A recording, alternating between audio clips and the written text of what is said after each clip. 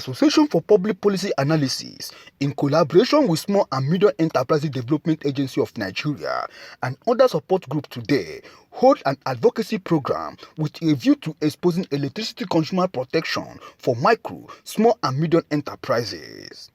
The event is Abuja Municipal Area Council in Federal Capital Territory version of their planned 36 states and 774 local government council advocacy program. The program is being organized by our association in collaboration with Small and Medium Enterprises Development Agency of Nigeria, SMEDA. This address is meant for today's event. That is the AMAC version, the Abuja Municipal Area Council version of the program. We may recall that this MSME focus program is meant to hold in the 36 states and 774 local government councils of the country. Federal Capital Territory has the status of a state. Hence, the FCT state version was held on 23rd June 2022 at Council for Arts and Culture, Area 10, Abuja. In view of the importance of the electricity consumer protection advocacy to the growth and development of micro, small, and medium enterprises operating in the rural areas of FCT, and the organizing committee decided to hold the program in the 6 area councils of FCT. Therefore, we are here today for the Abuja Municipal Area Council version of the program. Delivering his opening address, Chairman of Appa, Comrade Prince Will Okore said the AMA version objective is to prevent unfair business practices against grassroots-based SMEs through exposition on consumer protection and license performance standards of Electric Power Sector Reform Act 2005. The Federal Competition and Consumer Protection Commission, they have published what they call Power Pack. That is to say the rules guiding consumer issues in the sector. But no book is available on safety and standards and quality in the sector. And we decided to publish this so that people can read. For instance, what is the role of the police in enforcing safety and standards in the electricity sector? A chapter treated that. What is the role of Nigerian Electricity Regulatory Commission in enforcing safety and standards? A chapter treated it. What is the role of Nigerian Electricity Management Services Agency? We looked at that. We also looked at critical questions and recommendations for enhancement of safety and standards. Some of you may not know that Section 95 of the Act gave the police power to investigate or look into what the distribution companies are doing. Out of ignorance and because we don't go to the police to report, the distribution companies sometimes take advantage of the citizens and even go to the police and request to be escorted to go and disconnect people, even when those disconnections are illegal things. So there is need to get the police to know. That's why this thing is published. Quacks that are not supposed to go to the networks like the Civil Defense Corps is aware.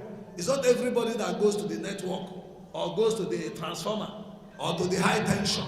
That comes under national critical infrastructure, which is the responsibility of the Nigerian Security and Civil Defense Corps. But people go and climb the high tension anyhow. People go to the transformers and do all manner of things. These works will show. In attendance includes Mrs. Janet Odor, representative, Federal Competition and Consumer Protection Commission. Representing Commissioner of Police, Federal Capital Territory is Nurodi Sabo. ICPC is Akibu Gaba and many others in attendance. Some of them have this to say. It is therefore necessary to note that ICPC recent approval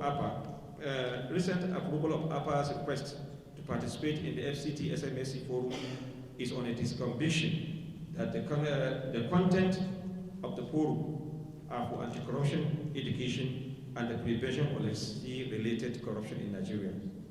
Today, Association for Public Policy Analysis, the registered CPA with the Commission, in collaboration with SMEDA, organized this town hall meeting in order to create awareness on the protection available for electricity consumer, and also to educate them on their rights and responsibilities as electricity consumers.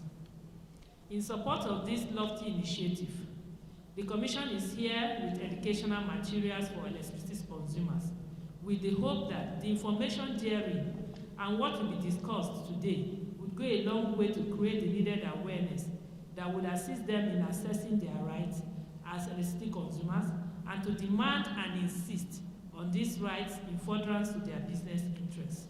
We can see the major responsibility of the Nigerian Police Force is captured in Section 80, 81, 95, and 96 of the Electric Power Sector Reform Act. Copies of the selected section attached. However, we will focus on 95, which in summary confirm powers on assigned police officers to prosecute appropriately, especially licensed operators who violate consumer protection and license performance standards as spelled in Section 80 and 81 of the Electric Power Sector Reform. Copies of the selected section attached. In view of the above, the police authority periodically deploy police officers to work with strategic stakeholders in order to address issues of consumer right violation and ensure the rights are complied with as spelled out in the EPSRA. Questions raised borders on how consumers' rights are protected from institutions saddled with providing some consumer services in Nigeria. We cannot be everywhere, though we have our own mechanism of monitoring the activities of these agencies, regulatory agencies. We haven't said that. It behoves on the Nigerian populace, particularly the FCT residents, to report to us issues of vandalism wherever it takes place, wherever it happens.